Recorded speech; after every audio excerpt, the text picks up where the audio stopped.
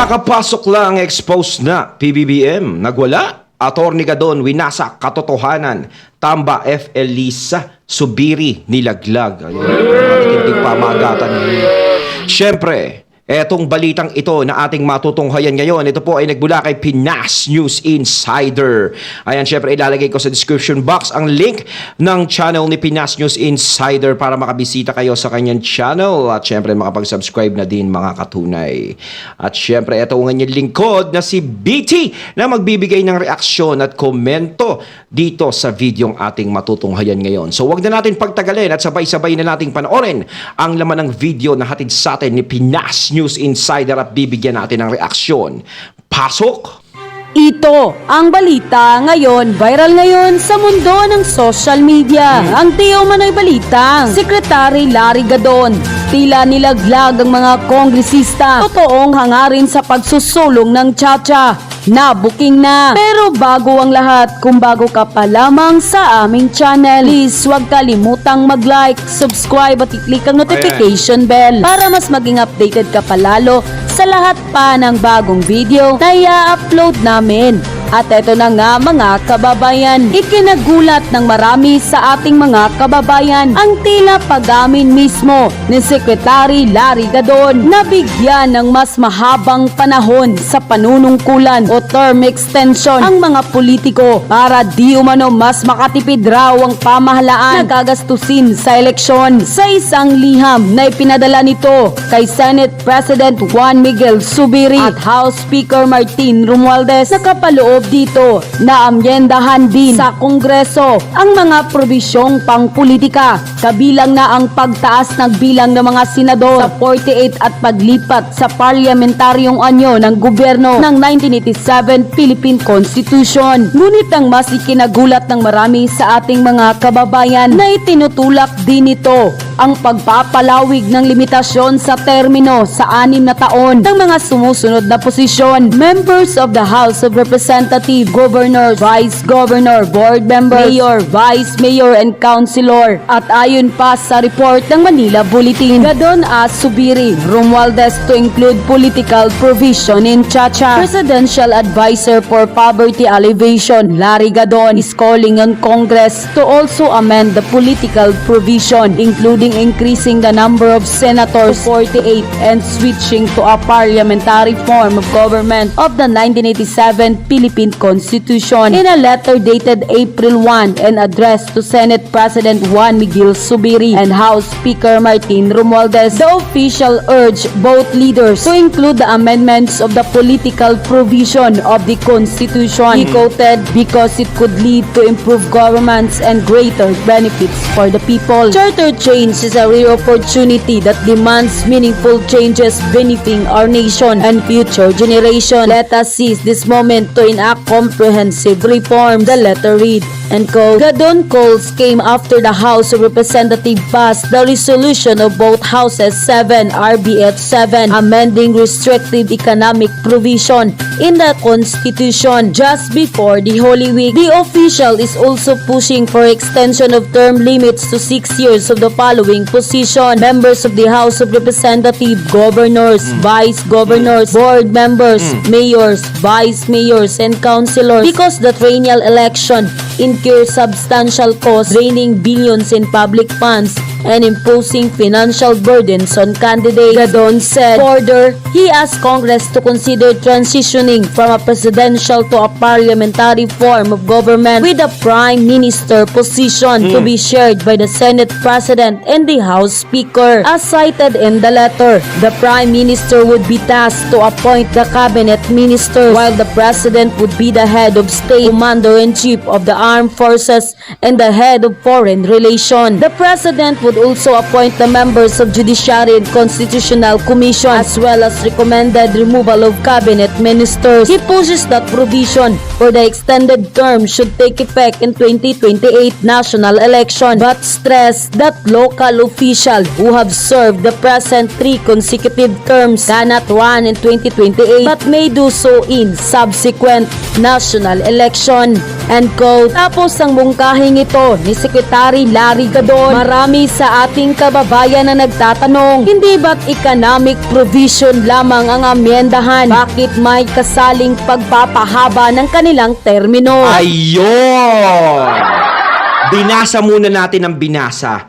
No, pinakinggan natin muna kung ano talaga ang laman nun. Yung tunay na laman. Kung ito man ay totoo o hindi, ay mali naman po talaga yun. Ang usapan kaya gustong ipatupad ang Chacha is para sa ekonomiya natin, para sa ikauunlad ng bansa natin. No? Pero ang nangyayari, meron pala itong palaman. Yun ang ayaw ng mga tao. Yes, sige. Pagpalagay natin, eto lang lahat yan eh. No, yung suma total lahat niyan, yung napakinggan natin, yung binasa natin. Eto lang ang suma total yan. Sinasabi nila is para makatipid. Ayan. So, nakatipid nga. Paano naman kung hindi maganda yung nakaupo? Paano naman kung ang mga tao ay mawalan ng karapatan na bumoto? 'Di ba? Matatanggalan ng karapatan yung mga tao na mamili, bumoto ng gusto nila. Mas maganda pa nga yung napapalitan eh. Dahil sa totoo lang, kasi kung halimbawa, merong isang naluklok o ganto ganyan, hindi nagwo-work, walang ginagawa ganto ganyan. Dahil sa extension ng kanyang pagkakaupo, kung yan ay mapatupad, ibig sabihin ang tao ay magtitiis lang doon. Magtitiis na lang. Wala nang dapat gawin kundi magtiis. Kawawa naman yung mga Pinoy nun. Paano kung meron ding naupo? Na abusado, ganito, ganyan. Abuso sa pangyarihan, ganito, ganyan. Ano yung titiisin din ng mga tao yun? Kasi ibig sabihin yan, yung extend ng ano niya, ng termino niya, parang hanggat di siya namamatay, hanggat di siya natitigi, dire-diretso ang term niya, hanggat hindi siya nagsasawa. Parang ang nangyari ngayon magiging mangyayari ngayon sa gobyerno natin, want to sawa. Hindi ako titigil hanggat hindi ako sawa. Di ba parang napaka-unfair naman yun sa karapatan ng mga tao na mamili ng kanilang gusto. Yung alam nilang makakatulong sa bansa natin. Okay lang sana kung ang mauupo sa bawat pwesto diyan ay talagang solid. Yung ibig ko sabihin solid, yun talagang may naitutulong sa lahat ng mga Pilipino. Malaki ang nagagawa niya para mapaunlad tayo. Gumagawa siya ng paraan para ang Pilipinas ay maipaglaban at tayo'y umahon at bumalik tayo sa kagandahan ng ating bansa. Okay sana kung ganun eh. Paano kung hindi ganun? Kung lahat nga ng sinabi ko kanina, puro negatibo yung maupo sa bawat pwesto, paano na ngayon lahat ng mga tao, anong gagawin namin? Hindi namin sila mapapatanggal, hindi kami makakapagsalita, dahil nga diyan sa batas na yan. Diba? Makakatipid nga. Pero ang tanong, paano kami? Diba? Sa inyo, walang problema. Kung kakosa nyo yung uupo dyan, walang problema. Paano kami? Yun ang usapan dyan eh. Paano yung mga mamamayan na umaasa na yung bansa natin ay matutulungan ng mga taong uupo na yun na ma-extend ang kanilang mga term? Yung walang katapusang termino. Diba? Paano yun? Paano yung mga tao na yun? Kung may maupong abusado, paano na kami? 'Di ba? Yan ang hirap eh. Ang nangyayari ngayon is ang iniisip natin is ang kapakanan lang ng iilan lang. Dapat ang iniisip natin yung kapakanan ng mga taong bayan. Ano ba ang kahihinatnan ng mga tao diyan sa mga sinasabi ko nga? Kung sakaling ganun ang mangyari. Sana iniisip nyo rin yun, ano ba ang kahihinat na nila rito? Diba? Gusto nyo ng pagbabago, hindi ganyang pagbabago. Gusto namin ng pagbabago, pero hindi ganyang klaseng pagbabago. Ang pagbabago na hinihingi namin is yung pag-unlad ng bansa. Is yung matulungan yung bansa. No? Umaasa kami na isang araw may mga uupo na magkakaroon ng malasakit sa taong bayan, malasakit sa bansa, na maiayos ito. Hindi man 100%, pero makita lang ng mga tao na gumagawa ng paraan para maayos ang ating bansa. Hindi yung usapang politikal na ganyan na ang kailangan ipatupad is hindi mawala sa pwesto, kailangan ituloy-tuloy, kailangan makatipid. 'Di ba? Magandang pakinggan para makatipid. Pero ano ang mangyayari pagkatapos nun? Bakit may suggestion pa na magkaroon ng Prime Minister? Ano ba talagang wala nang totoong sinusulong Hindi yung Prime ng Minister charter change? Nang lumabas nga ang balitang ito, marami sa ating mga kababayan ang hindi napigilan ng kanilang sarili na maglabas ng kanilang hinaing at komento sa mundo ng social media. At ayon pa sa kanila, akala ko ba nakatuon ng charter change sa economic provision ng mga yun nga. foreign investor? Bakit may pa-insert na term extension na naman? Pinabango lang nila, pero yung totoong hangarin, pansariling interes pa rin. Yun. Nariga doon, sayang ka naman. Bakit nagpapagamit sa mga kongresista na yan? Bakit isasali ang term extension? Hindi naman kailangan, lalo na't sila pa rin ang mamumuno. Wala namang nangyaring maganda sa bansang Pilipinas. Ayan, unti-unti na ngang lumalabas ang kanilang totoong hangarin. Kaya tat na isulong ang pag-amyenda ng batas. Niloloko lang nila tayo sa economic provision. Pero ang totoo niyan, gusto lang nilang pahabain ang kanilang termino. Ay, totoo lang yan ang hindi nagugustuhan ng taong bayan talaga. Kasi kung yan ay maganda, yan yung sinasabi natin na ano sila kasi bakit ayaw yung Chacha? Bakit maraming tumututol? Katulad nila Senator Amy, ayaw ng ganun, ganyan.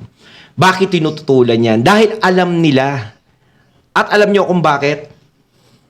Mas tinitignan nila yung kapakanan ng taong bayan. Yung boses ng taong bayan, ang importante sa kanila. Pinapakinggan nila yon. Sana kahit papaano naman, pakinggan nyo naman kung ano yung hinaing ng mga tao. Kung ano yung ayaw ng mga tao. Dahil syempre kami natatakot na kami. No? Natatakot kami na may mangyaring hindi maganda rito sa amin. Sinasabi ko nga kanina, wala kayong problema kung kadikit nyo ang mga uupo dyan. Wala kayong problema. Paano kaming mga inosente lang? 'Di ba? Kaya mas maganda pa rin yung mayroong term limit. 'Di ba? Dahil kung hindi naman maganda yung ginagawa nitong tao na to, 'di ba? Ang pangit-pangit, sobra na ang pagpapahirap sa atin. Maaari siyang mapalitan, iba naman ang uupo. Sumusubok tayo ng mga kandidato na kung sino talaga ang karapat-dapat maupo, na kung sino ang maitutulong sa atin. Kasi kung magkakaroon ng mga prime minister, wala na. Sila magbobotohan, yung mga taong bayan labas na sa usapan. 'Di ba parang tinadyakan nyo palabas ng bahay? Wala namang problema kung gusto nilang pahabain ang kanilang termino kung mayroon tayong nakikitang magandang Ayun, bagay yung sinasabi na nagagawa ko. Okay para lang. sa bayan at kapakanan ng mga Ayun yung sinasabi ko. Okay lang na pahabain ang termino nila kung meron silang nakikita yung mga tao na ginagawa yung nakaupo na yun. Na maganda talaga na itutulong, hindi tayo naghihirap, ganito. Dumadami ang trabaho, umuunlad ang ating ekonomi. Aba, di ba? Huwag natin palitan yan. Kasi kahit naman may term limit, kung gusto ka ng mga tao, no? Kung gusto ka ng mga tao, mag-i-extend at mag-i-extend ka. Kasi sa presidente, walang extension, di ba, mga katunay? Di ba, walang extend yan? So, syempre, may mga anak yan, ganito. Maaring magtiwala uri yung mga tao dun. Halimbawa, kay FPRRD, di ba? Maganda yung naiwan niyang legacy. O, syempre, hindi naman mawawala yung mga nambabash kay FPRRD, mga antay sa kanya. So, dahil may naiwang magandang legacy si FPRRD, yung anak niya naman ang magko-continue kung sakasakali. O, so, gusto pa rin ng mga tao yun. Ganon yun eh.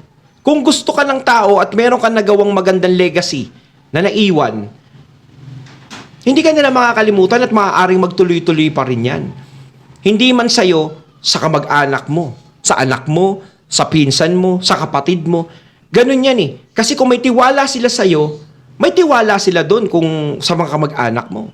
Ganun yan. Pilipino. Pero mukhang wala naman. Mas pinagtutunan pa nila ng pansin ng pagbabahaba ng kanilang termino kaysa unahin ng pagtaas ng presyo ng bilihin, mababang pasahod at problema ng Yan ang magsasaka dapat natin. resolbahin. Ayan, nabuking na. Sabi na nga ba, time will Alright. tell. Salamat sa'yo, Larry Gadon. Totoo talaga ang lahat ng sinabi ni Tatay Digong. Pero Hindi ako naman bilib ako economic dun dati kay provision Larry ang Gadon sinulong talaga. ng Chacha na yan, kundi pahabain ang kanilang termino para sa sariling interes.